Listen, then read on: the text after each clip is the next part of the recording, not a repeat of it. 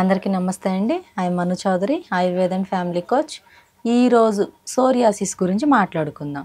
So ఈ సోరియాసిస్ని వాతరక్తం అని కూడా అంటారు అండ్ గజ చర్మ కుష్ఠం అని కూడా అంటారు మన ఆయుర్వేద భాషలో.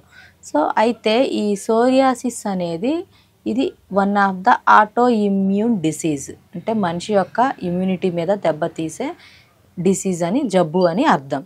అయితే ఈ సోరియాసిస్ని చాలా వరకు ఒక 50 or 60% పథ్యంతో మనం కొంతవరకు దీన్ని కంట్రోల్ చేసుకోవచ్చు. పూర్తిగా క్యూర్ చేసుకోలేకపోయినా బట్ కొంత పథ్యం ఉంటే చాలా వరకు కంట్రోల్ అవుతుంది. లైక్ ఆ పథ్యం ఏంటి అని అంటే మనం తినకూడనివి చెప్తాను ఫస్ట్, ఆఫ్టర్ తినేటి ఫుడ్ చెప్తాను. లైక్ తినకూడని ఫుడ్ ఏంటి అని అంటే లైక్ పల్లీలు, పల్లి ఆయిల్స్ అండ్ శనగ నూనెలు, శనగపిండ్లు అండ్ ఈ పల్లీలు ఇవేవి తినకూడదు. అండ్ దానితో పాటు మష్రూమ్స్ ఇవి కూడా తీసుకోకూడదు. అండ్ సీ ఫుడ్స్ తీసుకోకూడదు. అండ్ డ్రై ఫిష్ ఎక్కువగా తింటారు చాలామంది, సో డ్రై ఫిష్ కూడా తీసుకోకూడదు.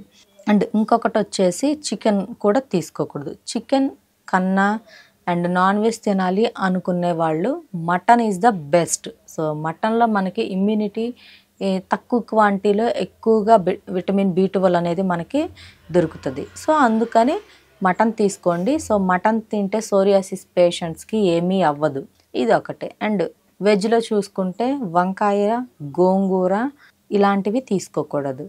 అండ్ ఇంకొకటి వచ్చేసి పెయిన్స్ ఉంటే, సమ్ పీపుల్స్కి సోరియాసిస్ ఉండి పెయిన్స్ ఉంటాయండి. సో పెయిన్స్ ఉండి వాళ్ళ వర్క్ కూడా చేసుకోలేక పెయిన్ కిల్లర్స్ వాడుకుంటూ చాలా ఇబ్బంది పడుతూ ఉంటారు.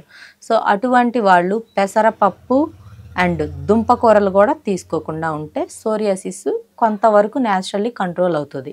ఇవి మెయిన్ రీజన్స్. మరి ఇంకా తినకూడనివి ఏంటి అని అంటే సిట్రస్ ఫ్రూట్స్ అనేవి తినకుండా ఉండాలి. లైక్ సిట్రస్ ఫ్రూట్స్ అంటే ఆరెంజెస్ ఇవన్నీ.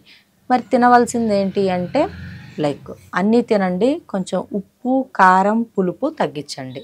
ఎప్పుడైనా కూడా చర్మ వ్యాధులు లైక్ స్కిన్ ఇన్ఫెక్షన్స్ మనకి తగ్గాలి, స్కిన్ డిసీజెస్ మనకి ఫాస్ట్గా క్యూర్ అవ్వాలన్నా, కంట్రోల్ అవ్వాలి అన్నా ఒక చిన్న టిప్ ఇది ఏంటి అని అంటే ఉప్పు, కారం, పులుపు ఈ మూడింటిని ఎంత తక్కువగా తీసుకుంటే అంత ఫాస్ట్గా ఈ స్కిన్ డిసీజెస్ అనేవి కంట్రోల్ అవుతాయి, ఈ చర్మ రోగాలు అనేవి తగ్గుతాయి. ఇదొకటి. అండ్ మరి డైజెషన్, విటమిన్ C కావాలి కాబట్టి ఒక లెమన్ తీసుకోమని చెప్తాను. మరి సిట్రస్ ఫ్రూట్స్ తినొద్దు అన్నారు కదా, మరి లెమన్ ఆల్సో సిట్రస్ ఫ్రూట్స్ కదా అని అంటారేమో. బట్ ఇది సిట్రస్ ఫ్రూట్ అయినప్పటికీ కూడా ఈ డైలీ 1 లెమన్ తీసుకుంటే మన స్కిన్కి ఎటువంటి డ్యామేజ్ ఉండదు అండ్ మనకి డైజెషన్ కూడా కరెక్ట్గా ఉంటుంది. బట్ లెమన్లో ఏంటి అంటే మనకి స్కిన్ని పాడు చేసే గుణాలు అనేవి లేవు. సో అందుకని లెమన్ ఒక్కటి సజెస్ట్ చేస్తాం, అది కూడా హెవీగా కాదు, పర్ డే 1 లెమన్ ఎనఫ్. ఇవ్వండి. సో అండ్ దీనితో పాటు ఈ సోరియాసిస్ పేషెంట్స్కి ఎక్కువగా చూసుకుంటే స్కిన్ అనేది డ్రై అవుతూ ఉంటుంది. అండ్ డ్రై అవ్వడం, ఇచ్చింగ్ హెవీగా ఉండడం, రెడిష్గా వచ్చేసి పొట్టుగా చేప పులుసుల పొట్టులాగా రావడం అరచేతుల్లో, కొంతమందికి తల్లో వస్తుంది, దీన్ని స్కాల్ప్ సోరియాసిస్ అని అంటారు. కొంతమందికి ఓన్లీ పాదాలకి, అరచేతులకు మాత్రమే బ్లాక్గా అయిపోయేసి క్రాక్స్ వచ్చేసి బ్లీడింగ్ వస్తూ ఉంటుంది. అండ్ వీళ్ళు ఏంటంటే లైక్ చాలా సోషల్ డిస్టర్బెన్సెస్ అనేవి ఫేస్ చేస్తూ ఉంటారు ఈ సోరియాసిస్ ఉన్న పేషెంట్స్. సో ఇలా స్కిన్ డ్రై అవుతూ బాగా బ్లాక్, కాళ్ళు చేతులు బ్లాక్గా అయిపోయి కొంచెం అన్కంఫర్టబుల్గా ఫీల్ అవుతూ ఇబ్బంది పడుతూ ఉండే వాళ్ళకి ఒక ఆయిల్ చెప్తాను.